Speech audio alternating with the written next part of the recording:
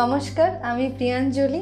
আজকে 12 মে international nurses ডেতে আপনাদের জন্য কিছু এমন মানুষের গল্প নিয়ে এসেছি যে মানুষগুলো সত্যিই তাদের প্রত্যেকটা দিন লড়াই করে যাচ্ছে। তাদের গল্প হয়তো সবাই জানতে পারে না, এবং যারা অ্যাকচুয়াল সুপার হিরো কিন্তু কেপ পড়ে না, যারা দিনের পর দিন লড়াই করে যাচ্ছে কিন্তু তাদের লড়াইটা সামনে আসে না। আসুন আমরা একসাথে দেখে নিই আজকে তাদের গল্পগুলো।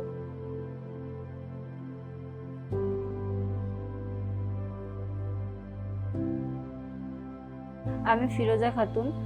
আমার বাড়ি নদিয়া করিমপুর। আমার বাবা কৃষিকাজ করে, মা হাউস ওয়াইফ। দিদির বিয়ে হয়ে গেছে, ভাই পড়াশোনা করে, আমি নার্সিং করি। বিগত 1.5 বছর আমি লাইফলাই হেলথ কেয়ারের সঙ্গে যুক্ত আছি। আমি যখন উচ্চ মাধ্যমিক পাস আউট করলাম, তারপরে আমাদের করিমপুর পান্নাদেবী কলেজে অ্যাডমিশন নিয়েছিলাম, ফার্স্ট ইয়ার ভর্তি হয়েছিলাম। তো করিমপুরে সেখান থেকে আমাদের কলেজ যাওয়া বা টিউশন পড়তে যাওয়া হতো।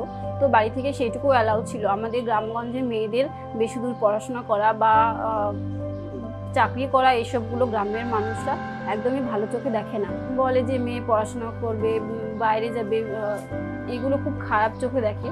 তো আমাদের সমাজ বা আমাদের ফ্যামিলির লোকজনও সেইভাবেই দেখেছে। সেই দিক থেকে আমি চেয়েছিলাম যে না, কিছু একটা করব, বড় হব। তাই জন্য আমি সিদ্ধান্ত নিয়েছিলাম যে আমি নার্সিং করব। তো যখন কলেজ ফার্স্ট ইয়ার ভর্তি হলাম, আমি আমার একটা ফ্রেন্ডের থ্রুতে নার্সিংয়ে অ্যাডমিশন হয়েছিলাম, বাড়িতে লুকিয়ে, বাড়িতে না জানিয়ে। ওখানে যখন আমাদের কমপ্লিট হয়ে গেল, তখন আমাদের 3 মাসের জন্য মুর্শিদাবাদ অ্যাপোলো নার্সিং হোম, সেখানে আমাদের ট্রেনিংয়ের জন্য পাঠানো হয়েছিল। তো তখন কি করব, বাড়িতে তো তখন বলতেই হবে। তাই তখন বাড়িতে বলেছিলাম যে আমি এরকম একটা নার্সিংয়ে ভর্তি হয়েছি, আমাদের ওখানে ক্লাস শিখিয়েছে, ক্লাস করেছি, তো আমাদের ট্রেনিংয়ের জন্য এখানে পাঠানো হচ্ছে, তো আমাদের যেতে হবে। তো বাড়িতে প্রথমে বাবা কিছুতেই রাজি হয়েছিল না, যে বলেছিল যে না, মেয়েদের বিয়ে দিয়ে দেওয়া হবে, বিয়ে করে সংসার করবে, এইসব চাকরি টাকরি কিছু করতে হবে না।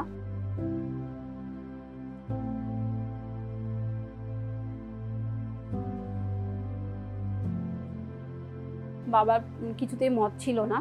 তারপর মাকে অনেক বুঝিয়ে, অনেক কান্নাকাটি করে মাকে বুঝিয়ে তারপর বাবাকে রাজি করানো হয়েছে। যেহেতু আমাদের মধ্যবিত্ত ফ্যামিলি থেকে আমরা বিলং করি, তো আমাদের পরিবার আমাদের টাকা পয়সা দিয়ে অতটা করতে পারবে না। তাই আমি ভেবেছিলাম যে নিজে যদি কিছু ইনকাম করে নিজের পড়াশোনার খরচটা চালিয়ে নিতে পারি, সেই কারণে আমার লাইফলাই হেলথ কেয়ারে জয়েন করা। আমার নাম মিসেস জয়শ্রী মুরুগেশ। আমার হাজব্যান্ড 1.5 বছর হলো তো অসুস্থ হয়েছে। ডক্টর বললেন যে এরকম লিফ্টলাই আছে, ওখান থেকে সিস্টার নিয়ে ওনার মানে সার্ভিসের জন্য ভালো হবে, তাই জন্য সেটা নিতে বললেন। তা আমরা সেটা তাই করেছি, নিয়েছি। এবং 1.5 বছর ধরে নাইটের যে সিস্টারটি আছে সে সব মানে সে সার্ভিসটা খুবই ভালো দিয়েছে, কন্টিনিউয়াস, ছুটি খুব কম।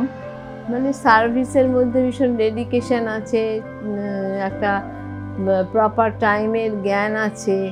তারপরে যে জিনিসটা করে, কাজটা খুব মন দিয়ে করে এবং ঠিক করে নেয়, নিজের মতন মনে করে সার্ভিসটা। আর সত্যি সেবার কাজটাই ও করছে। ও থাকলে আমার রাত্রে ঘুম হয়, ও না থাকলে আমার ঘুমই হয় না। সেটাই আর ওটাই বলছি, নাইটের যেহেতু, সেই নাইটের ঘুমই হয় না আমার, মানে ও না আসলে। বাড়িতে এতদিন আছে, মানে একটা বন্ডিং হয়ে গেছে, একটা একদমই সেই মানে এত ভালো সার্ভিস বা এত ইয়েতে আমিও খুব মানে প্লিজড। আর ও সেদিন আমি ওর দিকে ভীষণ দেখি, ওর যাতে কষ্ট না হয়, যাতে কোনটা কি অসুবিধা হয় না হয়, আমি সেগুলো সবসময় খেয়াল রাখি। আমি নার্সিং লাইনে এসেছি এই কারণে, কারণ নার্সিং লাইনটা হচ্ছে মানুষের সেবা করার জন্য। মানুষের সেবা করি এবং মানুষের প্রচুর ভালোবাসাও পেয়েছি আমি, যে কারণে নার্সিং লাইনটা আমার খুবই ভালো লেগেছে, এই প্রফেশনটা আমার খুব ভালো লেগেছে। এবং আমি চাই ভবিষ্যতে আরও এগিয়ে যেতে এবং প্রচুর মানুষকে সেবা করতে, প্রচুর মানুষকে সেবা দিতে এবং তাদের থেকে যেন ভালোবাসাটাও পেতে। আমি প্রত্যেকটা গ্রামের মেয়েদের এটাই বলতে চাই যে তোমরা পড়াশোনা করো, সমাজের লোক বা গ্রামের লোকজন কি বলছে বা বলবে সেই নিয়ে কখনো ভাববে না। যে আমি চাই যে তোমরা সবাই বড় হও, আমি চাই যে তোমরা সামনের দিকে এগিয়ে যাও, সামনের ভবিষ্যৎ উজ্জ্বল করো। আমার নাম সৌমাল্য চক্রবর্তী, আমি CEO and founder of Livfly health care. Nurse মানে আমরা জানি পেশেন্টের সেবা করে, পেশেন্টকে সকাল থেকে রাত, রাত থেকে সকাল যারা পেশেন্টের সেবা করে।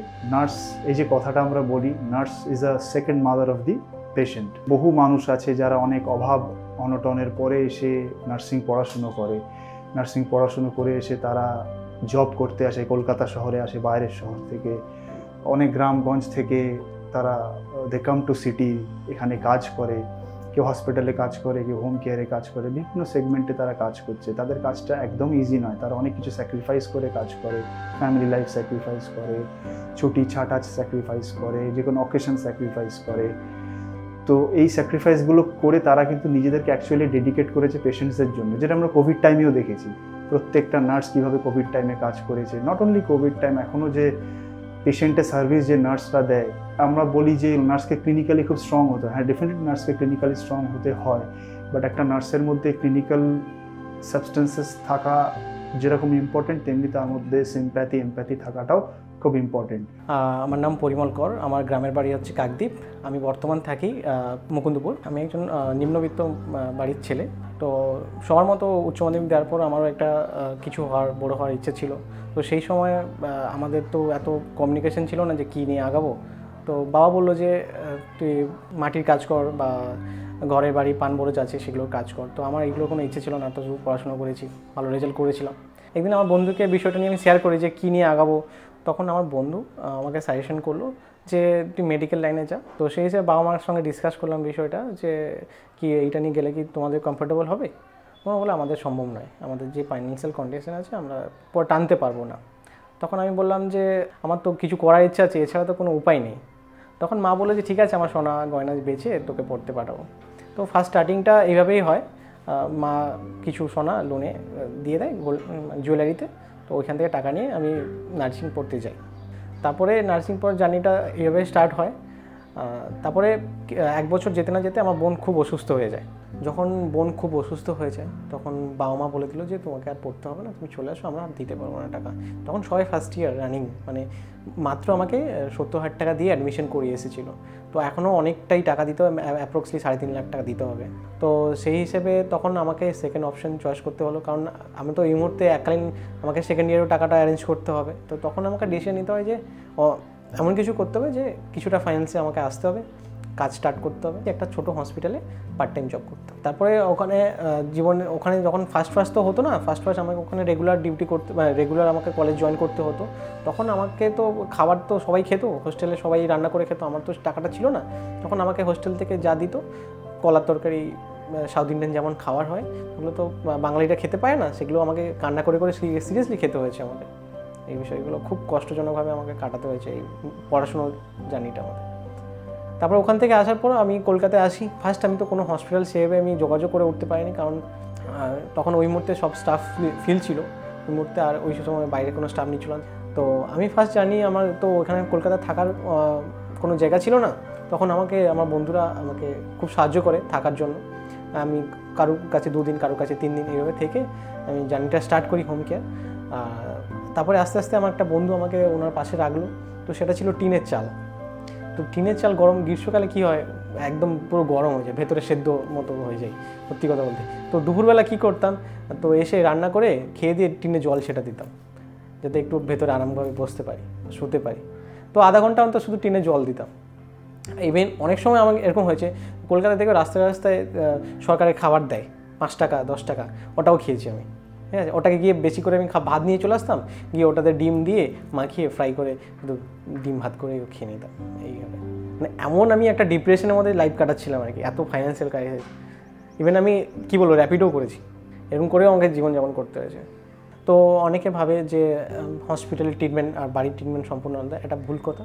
বাড়িতে অ্যাজ লাইক এ হসপিটাল পুরো সেট আপ রেডি করা যায়, সব কিছু অ্যারেঞ্জ করা যায়, অ্যাজ আইসিইউ থেকে মানে সিসিইউ সব কিছু করা যায়, এনআইসিইউ থেকে সব কিছু সিস্টেম করা যায় বাড়ির মধ্যে। যেমন আমি একটা পেশেন্ট পেয়েছিলাম বাড়ির মধ্যে ডায়ালিসিস হচ্ছে, তো ওখানে পেশেন্ট এতটাই খারাপ কন্ডিশনে ছিল, সেখানে আমি 3 দিন না ঘুমিয়ে, মানে 72 ঘন্টা 84 ঘন্টা না ঘুমিয়ে আমি ডিউটি করেছি। তো দিনের শেষে আমি এতটাই শরীর খারাপ হয়েছে, তাও আমাকে ডিউটি করে যেতে হয়েছে। আমি স্বপ্নাকর, আমি ঢাকুরিয়ায় থাকি। আমি সেন্ট্রাল ব্যাংকে চাকরি করতাম, এখন রিটায়ার করেছি 2013 সালে। আমার হাজব্যান্ডও তাই। আমার হাজব্যান্ড পেশেন্ট পীযূষ কান্তি কর, উনিও সেন্ট্রাল ব্যাংকে চাকরি করতেন, উনি 2001-এ রিটায়ার করেছেন। পরিমল আমরা 11 তারিখে নিয়ে এসেছি পেশেন্টকে, তার পরের দিন থেকেই না, সেই দিন থেকেই পরিমল এসছে। পরিমল খুবই ভালো কাজ করে, সিনসিয়ার, মানে যতটা পেশেন্টকে দেখার প্রয়োজন সেটাই সবটাই করছে সুন্দর। ছেলে মানুষ বয়স, আমি তাই খেপাই সারাক্ষণ যে ছেলে মানুষই করো না, সেটা আমি সবসময় বলি। না সত্যি তাই, ও আরেকজনও মেয়ে আছে মৌসুমি, দুজনেই খুব ছেলে মানুষ হলে ওরা খুব সিনসিয়ারলি কাজটা করে। মানে আমাকে আর কি করতে হচ্ছে না, দেখতে হচ্ছে না, ওরাই ঠিক করছে। যদিও আমি অ্যাডভাইস দিই ওদের, এইটা করো ওইটা করো, বয়স হয়ে গেছে তো এখন আমি একটু অ্যাডভাইস দিই, এইরকম করে করো ওরকম করো না, এসব বলি, কিন্তু ওরা কাজটা ঠিকই করে। 4 মাস আগে লিফলাই হেলথ কেয়ারে পেশেন্ট ফ্যামিলি থেকে কন্ট্যাক্ট করা হয়েছিল একজন ক্রিটিক্যাল কেয়ার সাপোর্টের জন্য।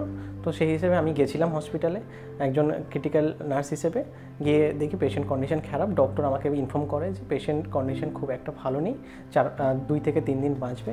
তো সেই হিসেবে লিফলাই হেলথ কেয়ার এবং পেশেন্ট পার্টির ডিসিশনে ওনারা লামা করে নিয়ে যাওয়া হয়।